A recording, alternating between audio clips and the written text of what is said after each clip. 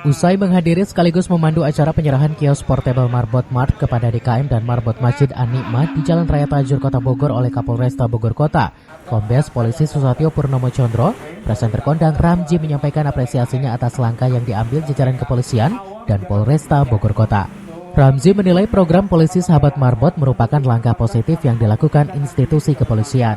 Menurutnya, pemberian bantuan ini bisa terus memompa semangat para marbot yang jasanya dalam melayani kebutuhan ibadah mungkin terlupakan. Upaya ini sangat membantu dan bermanfaat bagi terciptanya geliat ekonomi masyarakat, khususnya para marbot masjid terlebih di masa pandemi seperti sekarang ini. Hal ini dimanfaatkan yang sangat luar biasa, memberikan kesempatan yang sangat luar biasa oleh saudara-saudara kita dari Bapak Kapolresta Bogor untuk mengembalikan semangatnya, semangat hidupnya, apalagi masa pandemi, banyak semua yang terpuruk, diberikan kesempatan untuk bisa mengelola keuangan, dikasih modal, dibuatkan program ini sangat luar biasa, Masya Allah. Presenter yang kerap menghiasi layar kaca ini berharap para marbot bisa memanfaatkan dengan sebaik-baiknya bantuan tersebut dengan pengelolaan yang baik, sehingga hasilnya bisa dirasakan pula oleh mereka.